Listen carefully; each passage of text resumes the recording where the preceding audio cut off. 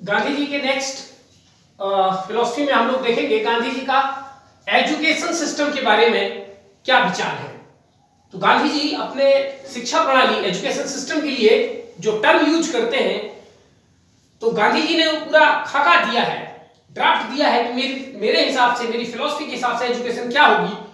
उस education system को गांधी जी ने एक नया नाम दिया है, जिसको नाम है नई तालीम। तो नई तालीम गांधी जी ने किसके रिस्पेक्ट में कहा है? एजुकेशन के रिस्पेक्ट में कहा है, या उसी को कहा जाता है बुनियादी शिक्षा। तो गांधी जी ने शिक्षा के क्षेत्र में नई तालीम या बुनियादी शिक्षा का सिद्धांत दिया है। क्या है ये सिद्धांत? इसमें शिक्षा किस प्रकार की होनी चाहिए? बेस्ड अपॉन वर्ना और कास्ट और फैमिली, प्रोफेशन एंड वैल्यूज।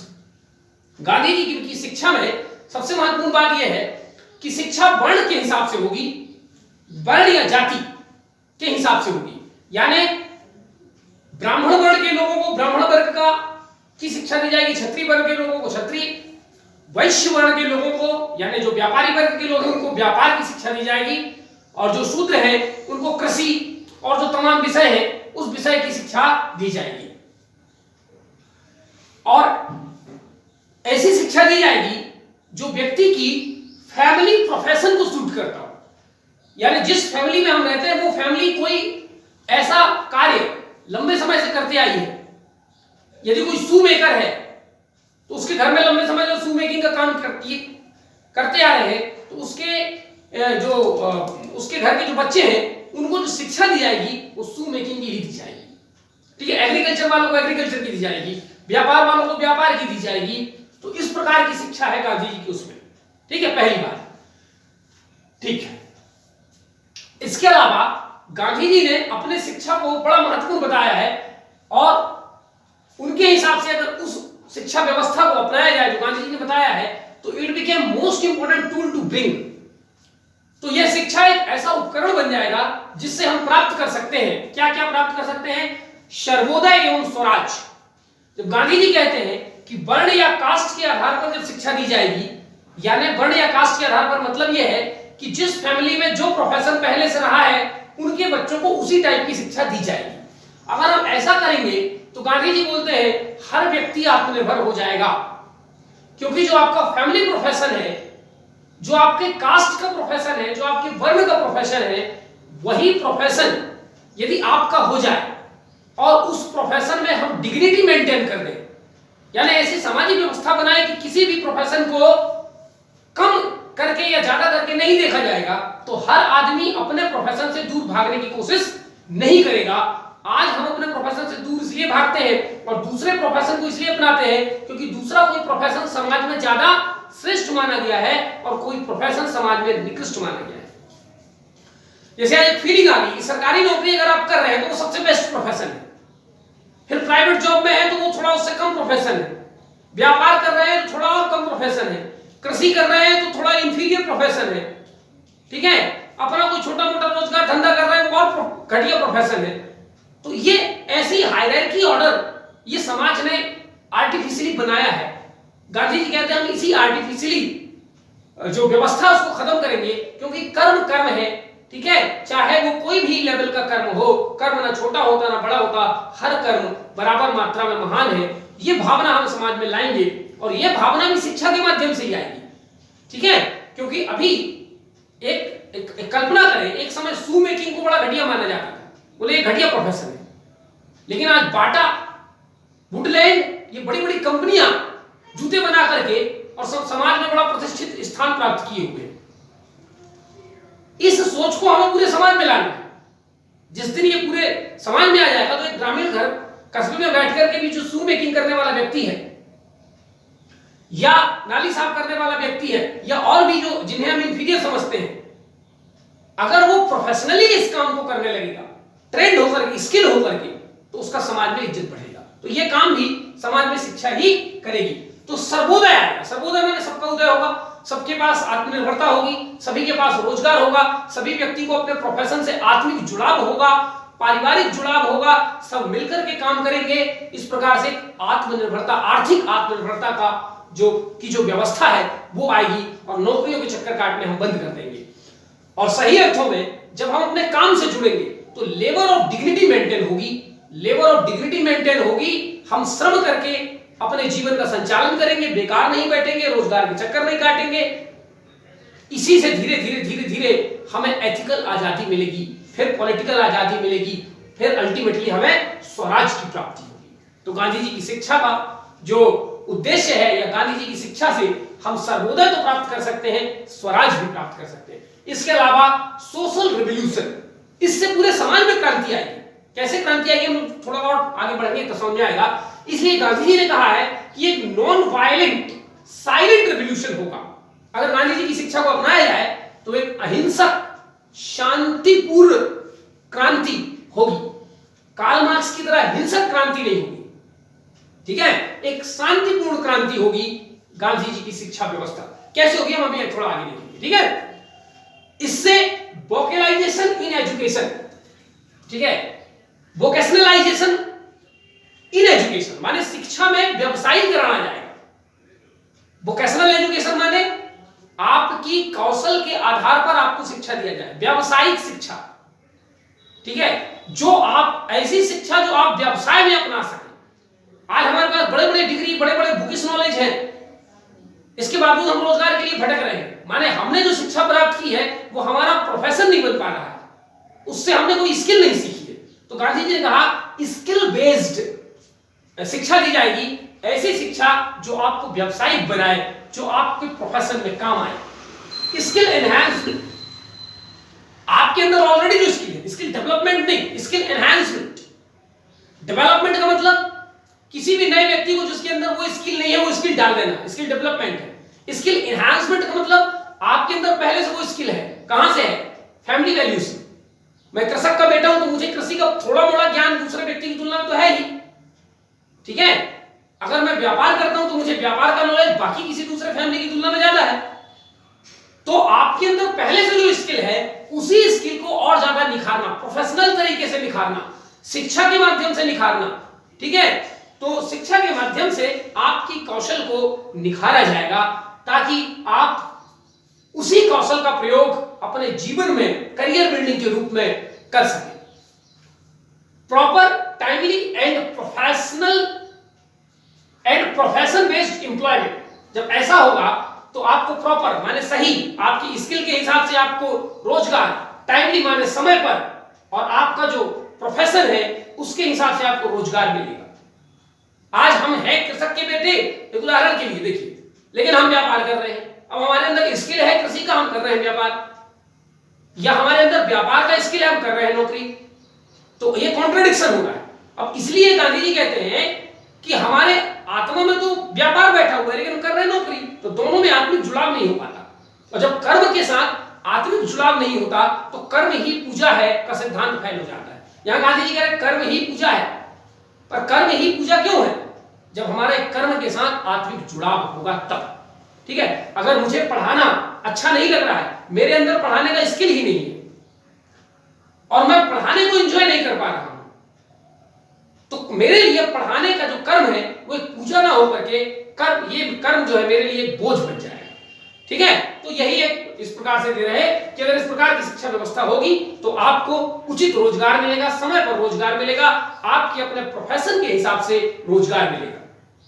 अगर आज मैं बेरोजगार हो जाऊं और मेरे अंदर पढ़ाने का कौशल है तो मुझे पढ़ाने का काम कहीं भी मिल जाना चाहिए, ऐसा व्यवस्था समाज में होनी चाहिए। और पता चला मेरे अंदर पढ़ाने का स्किल है, मेरे पास टीचिंग का स्किल है, लेकिन मैं सब्जी बेच रहा हूं, कोई दूसरी नौकरी कर रहा हूं, तो ये फिर मेरे अपने प्रोफेशन और मेरा अपना जो अंदर स्किल है उसके साथ जस्टिस नहीं होगा।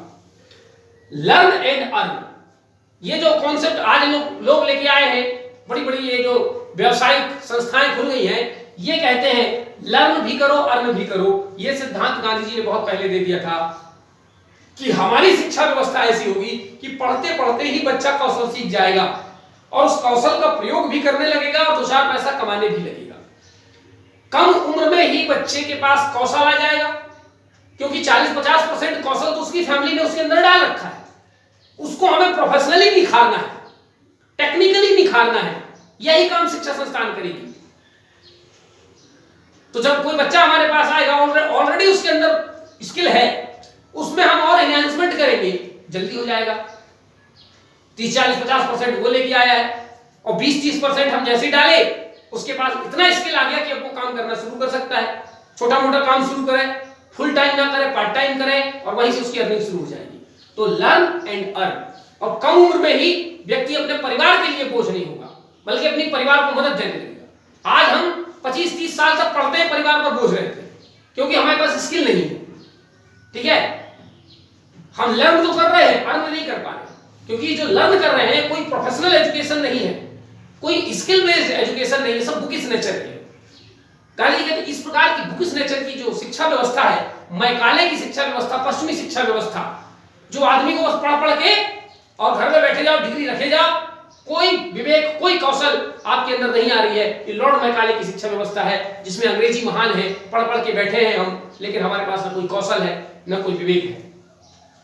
तो ये कुछ जो है महत्वपूर्ण फीचर्स होंगे गांधी जी के शिक्षा व्यवस्था में। No need of, Gandhi ji की जो शिक्षा व्यवस्था है उसमें कोई जरूरत नहीं होगी, किसकी जरूरत नहीं होगी, बुकिश नॉलेज कोई जरूरत नहीं है, किताबी ज्ञान नहीं होगा, प्रैक्टिकल ज्ञान होगा। वहां पर जितने टीचर होंगे, स्कूली संस्थान होंगे, वो अपने प्रैक्टिकल अनुभव पर आपको, एक कारपेंटर है तो उसको सिखाने के लिए कारपेंटर आएगा। जिसने कारपेंटरी की किताब पढ़ी है कि कारपेंटरी क्या होती है, वसूला क्या होता है, बिजली क्या होता है, केवल पढ़ के नहीं आया, उसने प्रैक्टिकल जीवन में वो बढ़ाई है, और आपको बढ़ाई के गुण सिखा रहा है। बाल काटने का गुण आपको एक बार्बर सिखाएगा कि बाल कैसे काटा जाता है। ठीक है, यहां हम किताबें पढ़ते हैं, बड़े बड़े सलून खोल लेते हैं कि और 4 नौकर रख लेते हैं, हमें खुद नहीं आता। गांधी कहते हैं ये सब बेकार की चीजें। तो बुकिश नॉलेज नहीं होना चाहिए, प्रैक्टिकल नॉलेज होना चाहिए। ठीक है, अभी हमारे पास जितना है सब थ्योरेटिकल बुकिश नॉलेज, बड़े बड़े सिद्धांत, और अभी छोटे से सिद्धांत पूछ ले आइंस्टाइन की E = mc² का मतलब क्या है, तो बड़े बड़े वैज्ञानिक, बड़े बड़े इंजीनियर फेल हो जाएंगे। लेकिन सदियों से पढ़ते आ रहे हैं E = mc², उसका प्रायोगिक मतलब क्या है हमें मालूम ही नहीं। ठीक है, तो ये बुकिश नॉलेज हमारे अंदर भरा पड़ा है। मनी, आज की जो शिक्षा व्यवस्था है उसमें बिना पैसा के आप पढ़ ही नहीं सकते। बड़े बड़े स्कूल कॉलेज देखिए, लाखों रुपए डोनेशन दिया जाता है, KG1 के बच्चों में लाखों रुपए डोनेशन, 15-15, 20-20 हजार रुपए फीस। ठीक है, मनी नहीं है तो पैसा, शिक्षा ही नहीं है। गांधी ऐसी शिक्षा कोई काम की नहीं है जो पैसे पर आश्रित होती है। शिक्षा पर हर मानव का अधिकार है, क्योंकि शिक्षा मनुष्य का एक मानवीय अधिकार भी है और प्राकृतिक अधिकार भी है। क्योंकि मनुष्य ने ये सारा ज्ञान किससे प्राप्त किया, प्रकृति से प्राप्त किया। प्रकृति ने तो हमसे पैसा नहीं लिया। हवा कैसे बहती हमने प्रकृति से सीखा, नदी कैसे बहती हमने प्रकृति से सीखा। ठीक है, तो जो ज्ञान हमने प्रकृति से प्राप्त किया, प्रकृति को तो पैसा नहीं दिया बल्कि और उसका दोहन किया। तो आजकल के जो संस्थान है ये पैसा ज्यादा लेते हैं, पढ़ाते कम है। तो गांधी जी बोलते हैं मेरी शिक्षा व्यवस्था में मनी की भूमिका नहीं होगी, बहुत नॉन सिग्निफिकेंट, ना के बराबर फीस रहेगी, लेकिन वो इतना नहीं होगा कि कोई भी व्यक्ति वहां तक पहुंच ही ना पाए।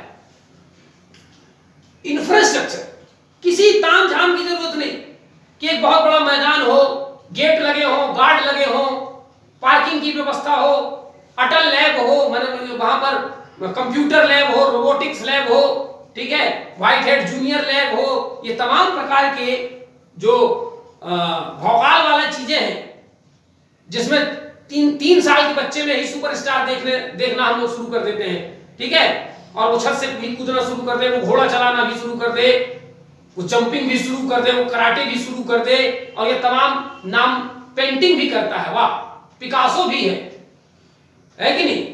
तो ऐसे तमाम खूबियां उसमें डाल दीजिए। ये तमाम ताम झाम गांधी जी कहते हैं ऐसी कोई इंफ्रास्ट्रक्चर की जरूरत नहीं है, क्योंकि जो शिक्षा होगी वो गुरुकुल में होगी, और गुरुकुल एक साधारण सा स्थान होगा, वहां कोई ताम झाम नहीं होगा। ठीक है, तो गुरुकुलों में शिक्षा होगी, तो कोई इंफ्रास्ट्रक्चर नहीं। जब कोई इंफ्रास्ट्रक्चर नहीं तो कोई इन्वेस्टमेंट भी नहीं। ऐसे गुरुकुल को बनाने में कोई ज्यादा लागत नहीं लगने वाली है। ठीक है, इसलिए वहां पर कोई निवेश नहीं है, कोई इन्वेस्टमेंट नहीं है। ठीक, और ये निवेश की दृष्टि से किया भी नहीं जाएगा। निवेश का मतलब यही होता है इकोनॉमिक्स में कि जहां पैसा लगाया जाए इस उद्देश्य के साथ कि वहां से पैसा वापस आए, उसको कहते हैं इन्वेस्टमेंट। तो यहां पर शिक्षा इसलिए नहीं होगी कि अगर हम 100 रुपए लगा रहे हैं शिक्षा में तो कल के लिए वो वहां से 500 रुपए वापस आ जाएगा, ऐसा नहीं। ठीक है, तो शिक्षण संस्थान इन्वेस्टमेंट पॉइंट ऑफ व्यू से नहीं होंगे। ठीक है, Gandhian remedy of sick modern civilisation, ये गांधी जी की जो शिक्षा व्यवस्था है, वास्तव में गांधी जो पश्चिमी सभ्यता है, उस पश्चिमी सभ्यता में जो बीमार मानसिकता है, जिसमें मटेरियलिज्म भरा पड़ा हुआ है, कैपिटलिज्म भरा पड़ा हुआ है और यूटिलिटेरियनिज्म भरा पड़ा हुआ है, सारी पश्चिम की जो बुराइयां भरी पड़ी हुई है, उन बुराइयों को दूर करने का उपाय है गांधी जी की ये शिक्षा व्यवस्था, जो अपनी भारतीय संस्कृति, भारतीय रीति रिवाज, भारतीय परंपरा के हिसाब से शिक्षा व्यवस्था होगी। गांधी जी देख रहे थे कि भारत में परंपरा तो भारत है की है, लेकिन भारत में जो शिक्षा व्यवस्था है वो कहां की घुस आई है? पश्चिम की शिक्षा व्यवस्था, लॉर्ड मैकाले द्वारा बनाई गई शिक्षा व्यवस्था भारत में घुस आई है, जिसमें हर एक आदमी को अंग्रेजी बोलना सिखाना है, चाहे उसके अंदर स्किल आए चाहे ना आए। और फिर अंग्रेजी बोलने के बाद वो करेगा क्या? इन्हीं अंग्रेजों की गुलामी करेगा, इन्हीं ब्रिटिश ईस्ट इंडिया कंपनी में कर्मचारी बन जाएगा, इनके यहाँ बाबू बन जाएगा, क्लर्क बन जाएगा, यही सब करेगा। ये उद्देश्य था पश्चिमी शिक्षा व्यवस्था का। और मॉडर्न इंडिया में हम लोग और डिटेल से समझेंगे कि भारत में शिक्षा कैसे आगे बढ़ी। हैविंग 5 कंपोनेंट्स, गांधी जी के शिक्षा के 5 स्तंभ हैं, 5 अवयव हैं। पहला इंडस्ट्री। इंडस्ट्री का मतलब है उद्योग धंधा नहीं, इंडस्ट्री शब्द का वास्तव में मतलब होता है उद्यम, मेहनत, परिश्रम। ठीक है, तो गांधी जी की शिक्षा में परिश्रम का बड़ा महत्वपूर्ण योगदान है। इस परिश्रम में लर्न एंड अर्न होगा। परिश्रम का मतलब यह है कि गुरुकुलों में जो बालक रहेंगे वो अपनी पढ़ाई तो करेंगे और वो पढ़ाई उनके काम से संबंधित होगा। बार्बर का बेटा ना बाल काटना सीखेगा, बढ़ाई का कारपेंटर का बेटा, ब्लैक स्मिथ का बेटा, आयरन स्मिथ का बेटा, गोल्ड स्मिथ का बेटा, जो जिस प्रोफेशन से होगा उसी प्रोफेशन से संबंधित पढ़ाई यहां पर किया जाएगा। तो वास्तव में यहां पढ़ाई तो हो रही है, साथ साथ में उद्यम भी कर रहा है। उसको बाल काट करके दिखाया जा रहा है तो उसकी मेहनत लग रही है। आजकल क्या हो रहा है, बाल कैसे काटा जाता है, क्लास लगी होती है, ना हाथ में चाकू होता ना छुरी होता, हम बस पढ़ा रहे हैं बाल कैसे काटा जाता है। वो बच्चा बढ़िया आराम से कुर्सी में बैठे देख रहा बाल कैसे काटते हैं। ठीक है, तो यहां ट्रूली अर्थों में बाल काटा जाएगा, ट्रूली अर्थों में एक कुर्सी और टेबल बना करके कारपेंटरी की जाएगी, ट्रूली अर्थों में शू मेकिंग करके दिखाया जाएगा, वो बच्चा भी करेगा। तो यहां पर उद्यम की पढ़ाई होगी, मेहनत, परिश्रम। और जब ऐसा होने लगेगा तो लर्न भी करेंगे और अर्न भी करेंगे। फिर एजुकेशन अबाउट एग्रीकल्चर, इसमें प्रोफेशन बेस्ड है ना, तो agriculture, cottage industry, forestry, horticulture, handicraft, home science और भी जितने विषय हैं, सारे विषयों पर जो वोकेशनल है, जो व्यवसायिक है, जो हमारे चारों तरफ हम सारे व्यवसाय को देख पा रहे हैं, उन सारे व्यवसायों से संबंधित प्रोफेशनल और टेक्निकल टीचिंग यहां पर दी जाएगी एज पर दी वर्ना सिस्टम। वही हमारी जो फैमिली वैल्यूज है, हमारा जो वर्ना सिस्टम है, हमारा जो फैमिली प्रोफेशन है, it is vocalisation of education to provide self sufficiency instead of searching job. जब इस प्रकार की शिक्षा व्यवस्था हो जाएगी तो गांधी जी कहते हैं इसमें फिर हमें रोजगार ढूंढने की आवश्यकता नहीं है, बल्कि हम खुद स्किल्ड और वोकेशनल हो जाएंगे और हमें अपने आप रोजगार मिलना शुरू हो जाएगा। और नहीं भी मिलेगा तो चूंकि वो हमारा फैमिली प्रोफेशन है, हम तो कर ही रहे हैं उसको, हमारे पिताजी करते थे, हम उसको थोड़ा और अच्छे स्तर पे करेंगे क्योंकि हमने उसका टेक्निकल नॉलेज प्राप्त कर लिया है। ठीक है, तो उसको थोड़ा और अच्छे ढंग से करेंगे, लेकिन हमें रोजगार मांगने की कहीं जरूरत नहीं है, वो हमारा प्रोफेशन है, हम उसको करेंगे। अब हम लेकिन और अच्छा बेहतर ढंग से करेंगे। दूसरा है कम्युनिटी लिविंग यानी गुरुकुल। ये जो पढ़ाई होगी गुरुकुल में होगी। गुरुकुल माने अपने घरों से दूर एक कोई ऐसी जगह होगी जहां पर पढ़ाया जाएगा, वहीं पर बच्चे रह करके खुद ही मिलकर के खाना बनाएंगे, खुद ही अपने कपड़े धुलेंगे। ठीक है, गुरु की भी सेवा करेंगे जो वहां टीचर्स वगैरह रहते हैं, और वहां की जितनी आवश्यकता है उस आश्रम की, उस गुरुकुल की, सारे बच्चे और टीचर मिलकर के करेंगे। तो इस प्रकार की शिक्षा व्यवस्था होगी। तो कम्युनिटी लिविंग माने सामुदायिक रूप से रहना या गुरुकुल में रहना। स्टूडेंट लिविंग आश्रम, उसी को आश्रम भी कहा गया है, उसी को गुरुकुल भी कहा गया है। गुरुकुल में रहेंगे, सारे बच्चे साथ में मिलकर रहेंगे। जब ऐसा होगा, सारे बच्चे अलग अलग जात, अलग अलग रीति रिवाज, अलग अलग वर्ण सिस्टम के लोग जब साथ में मिलकर के रहेंगे तो उससे क्या होगा, देखिए, इट विल ब्रिंग, इससे टीम स्पिरिट। जब हम मिलजुल करके रहेंगे, मिलजुल कर काम करेंगे, कई प्रोफेशन के लोग मिलकर के काम कर रहे हैं, तो एक तो टीम स्पिरिट की भावना आएगी। ठीक है ना, जो टीम स्पिरिट एक भावना होती है, चाहे क्रिकेट में हो, फुटबॉल हो, जहां भी टीम होती है वहां एक टीम स्पिरिट की भावना होती है। मिलजुल करके काम करना, वैमनस्यता नहीं करना, एक दूसरे के कर्म को, एक दूसरे के प्रोफेशन को नीचा नहीं समझना, ये तमाम भावना हमारे अंदर आएगी। Sense of duty. अब चूंकि यहां पर हम रह रहे हैं, हम अपने लिए भी खाना बना रहे हैं, गुरु जी के लिए भी खाना बना रहे हैं, काम कर रहे हैं, मेहनत कर रहे हैं, परिश्रम कर रहे हैं, अपने कपड़े धुल रहे हैं। ठीक है, तो हमें एक ड्यूटी का बोध होगा कि हमारा क्या ड्यूटी, हमारा कर्तव्य क्या है। और इस शिक्षा व्यवस्था में इस बात पर भी बल दिया जाएगा कि मानव एक सामाजिक प्राणी है, तो मानव का खुद अपने प्रति और समाज के प्रति, परिवार के प्रति क्या कर्तव्य है, तो यहाँ कर्तव्य पर ज्यादा बल दिया जाएगा और बच्चा यहाँ धीरे धीरे धीरे अपने कर्तव्य के प्रति सचेत होता जाएगा। सेंस ऑफ सर्विस, यहाँ पर यह भी बताया जाएगा कि हम एक सामाजिक प्राणी है और हमें सामाजिक सेवा निरंतर करते रहनी है। ठीक है, तो जो प्रोफेशन हम कर रहे हैं वास्तव में वही प्रोफेशन एक प्रकार की सामाजिक सेवा है, बशर्ते उसको ईमानदारी के साथ, उसको डिग्निटी के साथ किया जाए। डिग्निटी ऑफ लेबर, जब बच्चा शिक्षा व्यवस्था के दौरान से ही अपना हर काम करेगा, छोटा काम करेगा, बड़ा काम करेगा, साफ सफाई का काम भी वही करेगा, चाहे राजा का बेटा हो चाहे रंग का बेटा हो, सबको यही काम करना है, तो उससे क्या होगा, डिग्निटी ऑफ लेबर मेंटेन होगी, हमें श्रम की कीमत जो है वो मालूम होगी और हम डिग्निटी ऑफ लेबर को समझ पाएंगे। जब हम खुद मेहनत करके आगे बढ़ेंगे तो हम दूसरे के मेहनत, दूसरे के परिश्रम को भी हम समझ पाएंगे। गुरुकुल में जब एक बच्चा सैनिटेशन का काम भी खुद ही किया है, साफ सफाई का काम, कपड़े धोने का काम, बाकी जितने काम है खुद किया है, चाहे ऊंचे कुल का व्यक्ति हो चाहे नीचे कुल का व्यक्ति हो, तो उसको शुरू से जब वो अपना काम करेगा तो उससे जो जात पात की भावना उसके अंदर है वो दूर होगी। कर्म कौन सा छोटा कौन सा बड़ा ये भावना उसके अंदर दूर होगी, क्योंकि सारे कर्म वो खुद कर रहा है। ठीक है, जात पात की प्रथा खत्म हो जाएगी, धर्म की प्रथा खत्म हो जाएगी, छुआछूत की प्रथा खत्म हो जाएगी, करप्शन, भ्रष्टाचार, ये तमाम जो बुरी आदतें हैं, एंड ऑफ सोशल ऑर्डर। ठीक है, और सामाजिक न्याय की स्थापना वहां पर होनी शुरू हो जाएगी, म्यूचुअल रिस्पेक्ट की भावना आएगी। हम सब जब मिलकर के वहां रहेंगे तो पारस्परिक आत्मसम्मान, खुद का आत्मसम्मान और पारस्परिक सम्मान की भावना, ये तमाम चीजें गांधी जी की शिक्षा व्यवस्था से मिलेंगी जब हम कम्युनिटी लिविंग या गुरुकुल को अपनाएंगे। ठीक है, तीसरी बात social service. Man being a social animal having depth of society, Gandhi ji कहते हैं कि मनुष्य एक सामाजिक प्राणी है और आज कोई मनुष्य राजा हो या रंक हो, उसमें समाज ने कोई महत्वपूर्ण भूमिका निभाई होती है व्यक्ति के विकास में। इसलिए व्यक्ति के ऊपर समाज का एक कर्ज होता है और व्यक्ति को चाहिए कि जब सक्षम हो जाए, कैपेबल हो जाए, तो समाज का ये कर्ज चुकाने लगे। ये फीलिंग गांधी जी की शिक्षा में बच्चों को दिया जाएगा। तो इससे क्या होगा कि बच्चा पे करेगा वापस सोसाइटी को। कैसे पे करेगा? सोशल सर्विस के माध्यम। सोशल सर्विस में क्या है? पेड़ लगा दो, प्लांटेशन करो, सैनिटेशन साफ सफाई का कार्यक्रम करो, नर्सिंग ऑफ सिक पर्सन, बीमार लोगों की मदद करो, पब्लिक अवेयरनेस, लोगों को जागरूक करो। ठीक है, by being a good citizen, good एक अच्छा नागरिक बनो। ये तमाम अच्छे कार्य जब हम समाज के लिए करेंगे तो हम समाज का कर्ज चुका रहे होते हैं। ये फीलिंग भी हमें शिक्षा के दौरान दी जाए। आज हमें शिक्षा के दौरान पर्यावरण के बारे में पढ़ाया तो खूब जाता है, लेकिन हम पर्यावरण के लिए करते कुछ नहीं। ना पढ़ाने वाला कुछ करता, ना पढ़ने वाले कुछ करते। ठीक है, वो सब बुकिश होकर के रह गया है।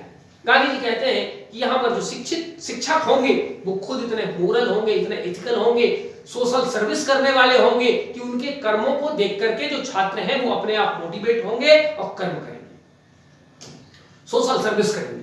टाई लगा करके, सूट बूट, गोल गोल चश्मा लगा करके पढ़ाने वाले जो इम्प्रैक्टिकल नहीं, प्रैक्टिकल लोग होंगे। ठीक है, चलिए एनवायरमेंटलिज्म, पर्यावरणवाद। गांधी जी की शिक्षा में पर्यावरणवाद 1948-49 के समय से ही थी और गांधी जी ने तो ये सिद्धांत वैसे भी 1930 से लेकर 1935 के बीच में दिया था। उस दौरान गांधी जी ने पर्यावरणवाद के बारे में सोच लिया था, जिसके बारे में आज हम पढ़ के इतने बड़े पर्यावरणवादी हो गए हैं कि पर्यावरण की परिभाषा तक नहीं मालूम। तो एनवायरमेंटलिज्म जो है, तो प्रैक्टिकल नॉलेज ऑफ टीचर। यहां पर जो टीचर होंगे पढ़ाने वाले, उनको पर्यावरण का प्रैक्टिकल, हर चीज में टीचर को प्रैक्टिकल अनुभव हुआ है, आप ध्यान रखना है। और इस प्रैक्टिकल नॉलेज के माध्यम से जो टीचर्स हैं वो बताएंगे कि फॉरेस्ट का कंजर्वेशन क्यों किया जाए, वाइल्ड लाइफ का या एनिमल्स का कंजर्वेशन क्यों किया जाए, नील जो नदी है, झील है, तालाब है, उसका क्यों किया जाए। ठीक है, ये तमाम बातें अपने सिद्धांतों के माध्यम से जो है यहाँ के टीचर सिखाएंगे। और हमारे अंदर, और वैसे भी भारत में, भारत की संस्कृति रही है कि हम पेड़ पौधे, कुत्ते बिल्ली, हर एक जानवर, हर एक प्राणी जिसमें जीव है, हम सबको ईश्वर मानते आए हैं। पेड़ पौधों को हम कहते हैं वनस्पति, और वनस्पति के नाम पे कई मंत्र लिखे हुए हैं। हम उनको हत्या नहीं करते, उनको मारते नहीं, उनको काटते नहीं, उनकी पूजा करते हैं। बरगद का वृक्ष पूजनीय है, नीम का वृक्ष पूजनीय है, तुलसी का, ऐसे तमाम सिद्धांत हमारे भारतीय संस्कृति में भरे पड़े हैं। हमारे टीचर, गांधी जी की शिक्षा व्यवस्था के टीचर, इन तमाम चीजों को बच्चों को बताएंगे। अपने जीवन में भी इनका पालन करेंगे, बच्चों को भी पालन करवाएंगे। तो पर्यावरणवाद अलग से पढ़ाने की जरूरत नहीं है, हम अपनी संस्कृति का ही इनको ज्ञान करा दें तो पर्यावरणवाद की फीलिंग उनके अंदर आ जाएगी। और ये जो अनाचार फैल रहा है, हम वृक्ष काट रहे हैं, इंडस्ट्रियलाइजेशन कर रहे हैं, कृषि का विनाश हो रहा है, उसके कारण अनेक प्रकार की पर्यावरण की समस्याएं आ रही हैं, वो सब नहीं आएगी। ठीक है, तो conservation of forest and animals. अब एनिमल का कंजर्वेशन अगर हम कर रहे हैं तो उसका दूसरा मतलब है वेजिटेरियनिज्म।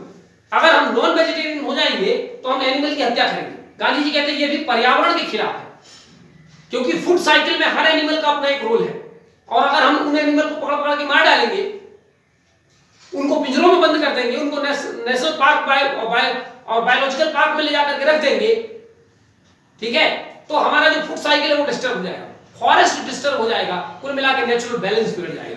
तो वेजिटेरियनिज्म भी एनवायरमेंटलिज्म का एक पार्ट है। अवॉइडिंग ऑफ इंटॉक्सिकेंट, नशा मद्य पदार्थ से भी बचना है, ये भी एनवायरमेंटलिज्म का पार्ट है, क्योंकि हम नशे में रहेंगे तो हमें खुद का होश नहीं रहेगा, पर्यावरण का क्या होश रहेगा। तो नशे से मुक्त रहो, साफ दिल दिमाग के रहो, तब आपको भारतीय संस्कृति और गांधी जी की शिक्षा व्यवस्था समझ में आएगी, और तभी ये एनवायरमेंटलिज्म गांधी जी का सक्सेसफुल होगा। अगला है हॉलिस्टिक अप्रोच। गांधी जी की शिक्षा व्यवस्था में व्यक्ति का सर्वांगीण विकास करने की बात हो रही है, ओवरऑल डेवलपमेंट की बात हो रही है, केवल व्यक्ति के एक पक्ष को कि म्यूजिक तो म्यूजिक बस म्यूजिक, ठीक है।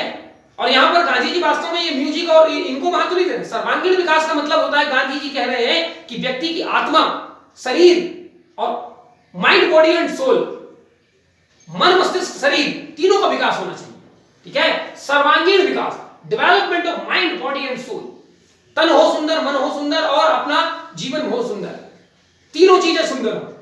ये नहीं कि शरीर फूल के कुप्पा बना गोल मटोल दिख रहे हैं, अंदर से बीमार है, तन सुंदर है मन सुंदर नहीं है।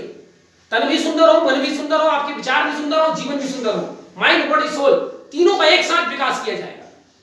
यानी आपको शिक्षा दी जाएगी, साथ में योग वगैरह कुछ एक्सरसाइज वगैरह भी करवाया जाएगा, आपको खान पान की ऐसी आदत लगवाई जाएगी कि आपका मन ठीक रहे। ये तमाम बातें भी शिक्षा के माध्यम से सिखाई जाएंगी। गुरुकुल है, जब हम गुरुकुल में रहते हैं तो रहन सहन, खान पान, बोल चाल, हमारी पूरी जो सुबह से लेकर के रात तक की पूरी दिनचर्या है, उन सारे दिनचर्या में जितनी भी चीजें आती हैं, सब जगह पर जो वहां पर शिक्षक लोग हैं, गुरु लोग हैं, वो हमारी मदद करते हैं और हमें एक सभ्य नागरिक बनाने की कोशिश करते हैं। तो development of mind body and soul all togetherly, एक साथ तीनों का विकास, एंड लर्निंग थ्रू एक्टिविटीज, और जो सिखाया जाएगा वहां पर वो प्रैक्टिकल एक्टिविटीज के माध्यम से हंसी हंसी में चीजों को सिखा दिया जाएगा। बड़े से बड़े कॉन्सेप्ट को जिन्हें आज हम पढ़ पढ़ के सर मारते हैं पत्थर में, कोई फायदा नहीं होता, समझ नहीं पाते, वहां पर बहुत आसान तरीकों से चीजों को समझा दिया जाएगा, ठीक है, एक्टिविटीज के माध्यम से। आज हम बड़े बड़े एनिमेशन दुनियादारी ये सब ले आए हैं, लेकिन वो एक्टिविटी आ नहीं पा रही है। Creation of new man and new society, Gandhi ji कहते हैं मेरे शिक्षा सिद्धांत में हम वास्तव में एक नए मनुष्य और एक नए समाज की स्थापना करेंगे, जो पश्चिम के कुप्रभावों से बचकर के रहेगा। भारतीय संस्कृति के हिसाब से वो हमारे नया समाज और नया मनुष्य ऐसा होगा जिसमें दया होगी, करुणा होगी, गांधी जी के सत्याग्रह का सिद्धांत होगा, ठीक है। Teaching in mother tongue up to class 8, Gandhi ji भी कहते हैं कि मेरी शिक्षा व्यवस्था में 8वीं तक तो बच्चे को मदर टंग में शिक्षा दी जाएगी, ठीक। अब आपको ये सारी शिक्षा व्यवस्था में इसलिए थोड़ा डिटेल से पढ़ा रहा हूं क्योंकि ये न्यू एजुकेशन पॉलिसी 2021 से लागू होने वाली है। आपको ध्यान रखना है कि गांधी जी की शिक्षा व्यवस्था और ये जो न्यू एजुकेशन पॉलिसी आई है, इन दोनों में क्या तारतम्यता है, क्या समानता है। ये जो नई एजुकेशन पॉलिसी आई है काफी हद तक गांधी जी के सिद्धांतों को पूरा करने वाला है, ठीक है। तो उसको एक बार ध्यान से पढ़िए, उसमें भी यही सब बातें कही गई है कि आपका स्किल एनहांसमेंट किया जाएगा, स्किल डेवलपमेंट किया जाएगा, आपको प्रोफेशनल नॉलेज दिया जाएगा ताकि आपको रोजगार के लिए दर दर भटकना ना पड़े। शिक्षा बुकिश नहीं होगी, शिक्षा केवल डिग्री के लिए नहीं होगी, ठीक है। ये तमाम अच्छी बातें नई एजुकेशन पॉलिसी में, आप उसको भी एक बार जरूर पढ़िए और उसका गांधी जी के साथ तुलना कीजिए, ठीक है। चलिए अदर फीचर्स, कुछ अन्य भी प्रॉपर्टी गांधी जी की उसमें शिक्षा व्यवस्था में है। पहला, inclusion of handicraft in basic syllabus, her syllabus में हैंडीक्राफ्ट तो होगा ही होगा, पंखा बनाना, बिजला बनाना, जूते बनाना, घर घर में जो काम बनाए किए जाते हैं हैंडीक्राफ्ट, वो सारी सिलेबस का पार्ट होगा, ठीक है। कम्युनिटी पार्टिसिपेशन, इस शिक्षा व्यवस्था में कोई प्राइवेट इंस्टीट्यूशन खोल करके शिक्षा देगा ऐसा नहीं है, पूरी कम्युनिटी का पार्टिसिपेशन होगा। एक गांव में, एक जिले में जो भी शिक्षा व्यवस्था चल रही है, वहां की जो टोटल कम्युनिटी है, उस कम्युनिटी का भी पार्टिसिपेशन समाज में, शिक्षा व्यवस्था में होगा। चाइल्ड सेंट्रिक, पूरी शिक्षा व्यवस्था बच्चे की साइकोलॉजी को ध्यान में रख करके बनाई जाएगी। ठीक है, ये नहीं कि 3 साल का बच्चा उसको हॉर्स राइडिंग सिखा दो। ठीक है, तो एक पेडागोजी कहते हैं इसको। ठीक है, बाल जो मनोबल होता है, जो जो जो एक बालक की साइकोलॉजी होती है, उसको समझ करके शिक्षा व्यवस्था को डिजाइन करना पेडागोजी कहलाता है। ठीक है, तो ये तमाम चीजें यहां पर शामिल होंगी। Note, Gandhi published these ideas in Harijan. Harijan उनकी एक पत्रिका होती थी गांधी जी की। तो गांधी जी ने अपने शिक्षा के ये विचार कहीं पर लिख के नहीं रख दिया कि मैं लिख के रखे जा रहा हूं और तुम लोग देख लेना। उन्होंने समय समय पर, एक बार में भी नहीं, समय समय पर हरिजन, उनकी जो पत्रिका होती थी, मैगजीन जो वीकली पब्लिश होती थी, उस पे अपने विचार ये समय समय पर शिक्षा के बारे में लिखते थे। अगर उन सारे विचारों को इकट्ठा कर लें तो निकल के यही सब आता है। ठीक है, तो हरिजन में in form of series of articles, हाँ, एक सीरीज ऑफ आर्टिकल्स के रूप में गांधी जी ने शिक्षा का सिद्धांत दिया। Later Indian National Congress adopted them into Wardha scheme of basic education 1937। Congress ने 1937 में नेशनल कॉन्फ्रेंस ऑन एजुकेशन आयोजित किया था कि भारत में शिक्षा व्यवस्था कैसी होनी चाहिए। और इस नेशनल कॉन्फ्रेंस ऑन एजुकेशन में, जो कि महाराष्ट्र के वर्धा नामक जगह पे हुआ था, जो गांधी जी का एक आश्रम भी था, वहां पर शिक्षा व्यवस्था पर चर्चा की गई और गांधी जी के शिक्षा के इन सिद्धांतों को कांग्रेस ने भी स्वीकार कर लिया और उसका नाम रखा गया Wardha scheme of basic education 1937 में। ठीक है, और इस पूरे स्कीम को बनाने के लिए एक कमेटी बनाई गई थी, जिसके चेयरमैन डॉक्टर जाकिर हुसैन को बनाया गया था। ठीक है, तो ये सारी व्यवस्था हो गई। ये था एजुकेशन के बारे में गांधी जी की सोच। तो गांधी जी की जो एजुकेशन व्यवस्था है, भारतीय संस्कृति पर आधारित होनी चाहिए, वर्ण व्यवस्था पर आधारित होना चाहिए, स्किल डेवलपमेंट पर आधारित होना चाहिए, रोजगार के लिए भटकने वाला ना होना चाहिए, भूखिस नहीं होनी चाहिए। तमाम खासियत जो आज के समय में बहुत ज्यादा प्रैक्टिकल मुझे लगता है, और आप समझ सकते हैं कि इनकी क्या रिलेवेंसी है। ठीक है, अब हम आते हैं गांधी जी के महिलाओं के बारे में क्या विचार है, विमेन के बारे में गांधी जी क्या सोचते हैं। ठीक है, तो a true feminist, Gandhi ji एक ट्रू फेमिनिस्ट थे, नारीवादी थे, लेकिन वो नारीवादी पश्चिम की दृष्टि में नहीं, पश्चिम सिद्धांत की दृष्टि से नारीवादी नहीं थे, भारतीय सिद्धांत की दृष्टि से नारीवादी थे। भारतीय संस्कृति में ऑलरेडी कहा गया है, यत्र नारीस्ति पूज्यन्ते रमन्ते तत्र देवता, जहां नारी की पूजा होती है, देवता वहीं निवास करते हैं। महिलाओं की इज्जत भारतीय संस्कृति में पहले से थी। गांधी जी वही इज्जत, वही समानता महिलाओं के लिए वापस से लाने की हिमायती थे। पश्चिम की तरफ महिलाओं को एम्पावर करने के हिमायती गांधी जी नहीं थे। तो एक ट्रू फेमिनिस्ट थे, but in sense of Indian culture ही supports to remove social system vised with women. वो ऐसी सामाजिक व्यवस्था को दूर करना चाहते थे जो महिलाओं के प्रति भेदभाव करता था। गांधी जी कहते हैं महिला पुरुष सब समान है, सबके अपने अपने कार्य क्षेत्र है, सबको अपने अपने कार्य क्षेत्र में पर्याप्त समानता और पुरुषों के समान समानता दी जानी चाहिए। ठीक है, तो कौन कौन से जो महिलाओं के खिलाफ कौन कौन से व्यवस्था गांधी जी के हिसाब से ठीक नहीं थे? चाइल्ड मैरिज, खास करके महिलाओं की बहुत कम उम्र में शादी कर दी जाती थी। पर्दा सिस्टम था महिलाओं के लिए, डाउरी दहेज की व्यवस्था थी, महिलाओं के बीच में व्यापक इलिटरेसी था। इसके अलावा वेश्यावृत्ति, प्रोस्टिट्यूशन और भी ऐसे तमाम प्रकार की कुरीतियां और बुराइयां महिलाओं के लिए समाज में बनी हुई थी। गांधी जी इन तमाम सामाजिक बुराइयों को दूर करके महिलाओं को एक डिग्निटी, महिलाओं को एक ऑनर और पुरुषों के बराबर स्थान गांधी जी देते थे। ठीक है, अब इसलिए गांधी जी ने hence Gandhi ji supported reform. पूरे सिस्टम में गांधी जी ने सोचा कि रिफॉर्म करने की जरूरत है, जिससे इक्वालिटी हो सके, महिला पुरुष के बीच में इक्वालिटी हो सके। Increase of marriageable age, marriage के लिए जो महिलाओं के लिए पर्टिकुलरली है, उसकी एज को जो है वो बढ़ाया जा सके।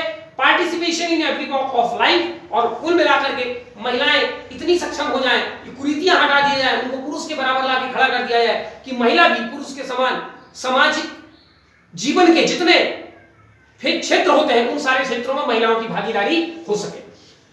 ठीक है, discrimination on the basis of gender is sin. Gandhi ji का एक स्टेटमेंट है कि लिंग के आधार पर ये जो भेदभाव किया जा रहा है ये पाप है। दूसरा इनका स्टेटमेंट है, illiteracy of women is a black spot in the face of civilised society. Gandhi ji कहते हैं कि वे समाज जो अपने आप को सिविलाइज्ड मानते हैं, सभ्य मानते हैं, अगर उसमें महिला निरक्षर है, अशिक्षित है, पढ़ी लिखी नहीं है, तो ये उस समाज के चेहरे पे एक काला धब्बा है। महिलाओं को शिक्षित होना ही चाहिए। एक महिला शिक्षित होती है तो एक परिवार शिक्षित होता है, एक व्यक्ति शिक्षित होता है तो एक व्यक्ति शिक्षित होता है। तो महिला का शिक्षित होना गांधी जी बहुत इंपॉर्टेंस देते हैं। ठीक है, गांधी जी खास करके दो महिलाओं से बहुत ज्यादा प्रभावित हुए। दोनों एक स्पिरिचुअल कैरेक्टर है, एक सीता है और दूसरा द्रौपदी है। गांधी जी ने सीता से के अंदर कौन सा गुण देखा? Strength and purity. गांधी कहते हैं कि Sita is a symbol of strength यानी शक्ति और प्योरिटी शुद्धता। ठीक है, तो कैसे आप सब जानते हैं, तो Sita is symbol of strength and purity, यानी गांधी जी की नजर में महिला कमजोर नहीं है। वो अगर सीता का उदाहरण देकर के लोगों को कह रहे हैं, माने वो कह रहे हैं कि आप स्ट्रेंथ आपके अंदर है और आप प्योरिटी आपके अंदर है। और द्रौपदी से प्रभावित थे, और द्रौपदी के अंदर उन्होंने क्या गुण पाया था? फियरनेस एंड करेज, भय से मुक्त, वीरता, बहादुरी, ये किसके अंदर थी? द्रौपदी के अंदर। तो ये दो महिलाओं से गांधी जी शिक्षा लेते हैं, और बाकी सारी नारियों के में भी गांधी जी यही बात समझाने की कोशिश करते हैं कि सीता और द्रौपदी की तरह बनो। आपके अंदर वो सारे प्रॉपर्टीज हैं, आपके अंदर वो सारे गुण हैं, आपके रोल मॉडल सीता और द्रौपदी होने चाहिए। तमाम बातें महिलाओं को गांधी जी समझाते हुए, समाज के लोगों को समझाते हुए, महिलाओं को बराबर का हक पुरुषों के समान देने की बात करते हैं।